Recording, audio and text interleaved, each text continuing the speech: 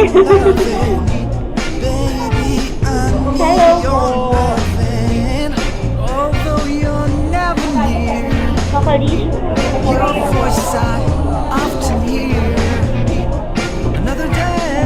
Yes, pang video.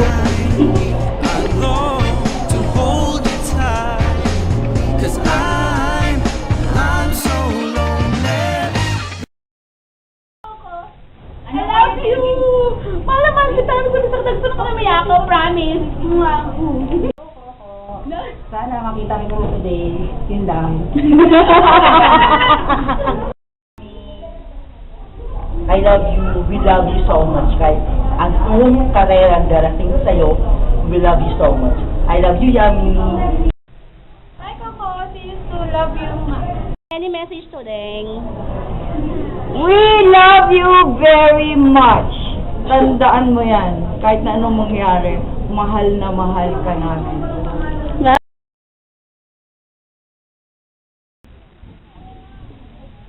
In the name of the Father, of the Son, and of the Holy Spirit. Amen. Good evening for our Lord Jesus. Thank you for this great opportunity of togetherness. Thank you for this chance of expressing our love and support for Coco Martin, na walang ginawa kundi mag-inspire sa bawat isa sa amin na masarap magmahal. Thank you for giving him your life. May you always bless him and give him an angel to protect him from any harm. May we all continue to spread love through him.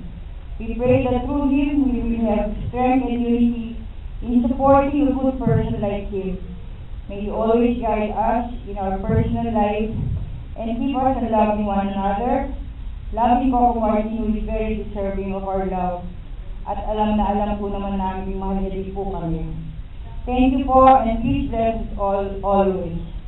In the name of the Father, of the Son, and of the Holy Spirit. Amen. I would like to thank the President and the support of my friends from BDO Scout to Rio. Thank you very much. And of course, ang mga fans ng kaibigan ko, lahat ng nandyan. Kahit anong gawin ko, parang ututo. Sunod lang na sunod. Thank you natin. Rosa. Sophie. Thank you mga anak. Maraming salamat. Hindi nyo alam kung gano'n nyo ako napapasaya at Coco Martin. Okay. Thank you, Mami Jenny. I love you. Thank you, again. And also Mother B-Boy is here. And I'm so happy for the presence of Mother B-Boy kasi nag-take time po siya na makasama po natin siya. Sila, ano po kasi, yung kumari ko si Rolly Halagaw, medyo malilate pa daw po. And of course, I would like to mention also Ted Artan. Ted Artan is from Singapore. Lumipad po yan dito para umattend sa event na ito. Galing po Singapore yan, dumating kaninang umagang madaling araw. Coco Angels po yan dati, pero something went, ayoko na bumahabang istorya.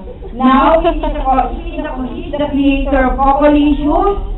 At siya po yung partner namin sa event na ito. Thank you, Seth. Thank you, anak. Thank you, please. Tito Sales, sa Cocolicious, of course. Lagi nandiyan din sa likod ko na parang sigututo. Love you, Ate Sir. Thank you, Dom. Okay, si Elsa Campo and Company. Si Doc Arnold po, nasa Thailand, kaya absent siya.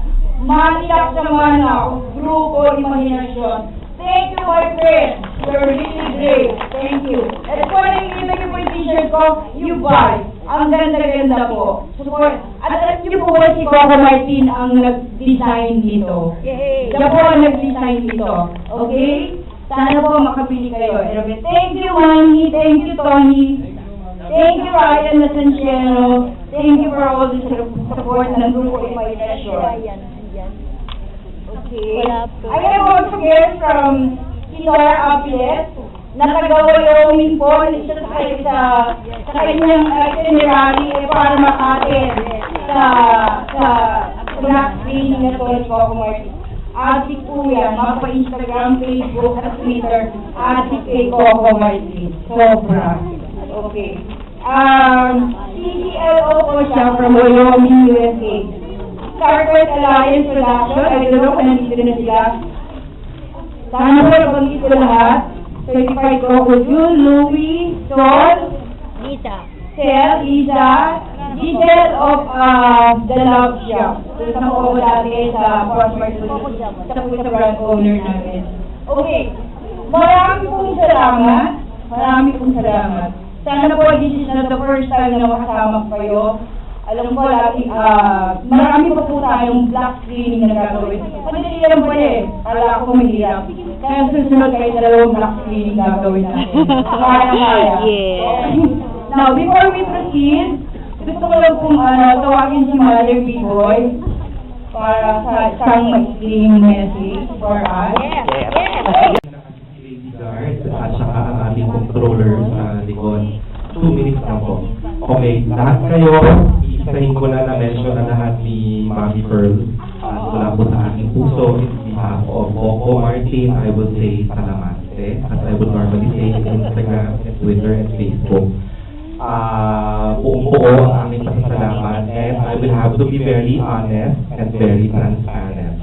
Nakita nyo naman siguro na ina-advertise na sa Twitter, Facebook, Instagram that Coco Martin will star in the upcoming episode of Maalaala Mo Kaya? Kwento ko ng SAF 44 Fallen Soldiers. Okay? A little history. Coco requested for that episode. Okay? Siya mismo ang nag-appointment kay Tita Manu Santos of Star Creative. Nagpalipad sila ng tauhan nila sa Mindanao para mag-interview ng mga pamilya, nakakuha ng kwento, ginawa. Last week po, hindi na nakapag-taping si Coco ng Once Upon a Time because Tuesday, Thursday, and until yesterday, taping siya ng Maalaala Mo Kaya. At ang taping po ay hindi biro kasi police, may training, may drama, may action. As I speak, at this very minute, Coco nag-call time kahapon sa Maalaala Mo Kaya. Third taping day ng 6 a.m. in Cavite. And ngayon po, hindi pa siya nauwi. Nasa Tagaytay pa sila. Kasalukuyan pa siyang nag-taping. Pero po malala, yung Maalaala Mo Kaya. So this morning, Coco Martin, tinawagan ako. Sabaw na siya sa exhaustion at pagod at nagsabi siya na kailangan nandito ako at huwag ako magsisinungaling sa lahat sa inyo. Na gusto rin man niyang dumalo ngayon dito sa Robinson's Galleria, hindi kakayanin kasi wala kaming spaceship mula Tagaytay papuntang Ortigas at hindi na po kaya ng katawang lupa ni Coco. But, he sent his pasasalamat, ang gratitude niya sa inyong lahat at ang kanyang pagmamahal at unang na loob. Alam ko, tulad ninyo nung araw, ako po ay isang tagahanga rin. Masakit, ma-hurt at ma-disappoint. Get ko naman yan. Diba? Sabi ka sa pelikulang to, ang hugot, tao lang, pasensya na. Yaman din lamang na ganoon at natuwa ako na si Mami Pearl, si Steph, Coco Licious and Coco Lovers na organize at dito ang Coquin, Cosa, Coco June, KQ, Cocoholics, na-overwhelm ako.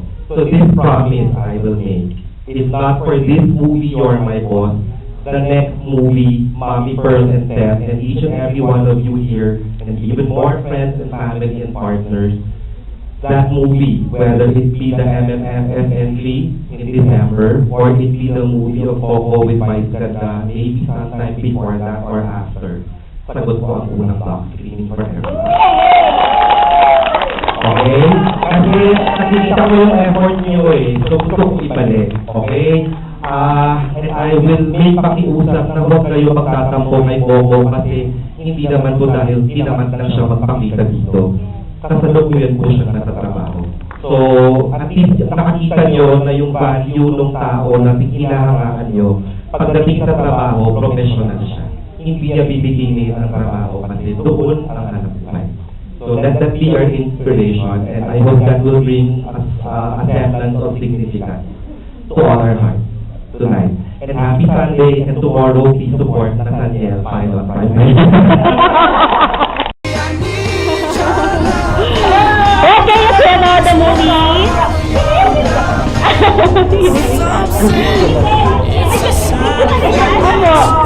Grabe, nalilig yung mic ako. Sana ko yung Sony. I'd rather be the famous, having you the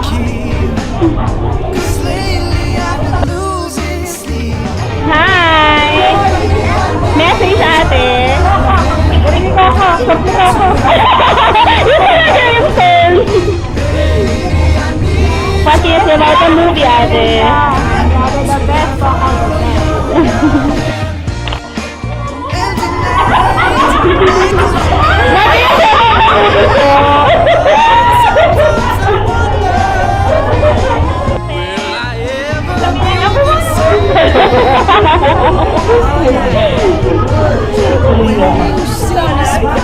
Hi, Derek!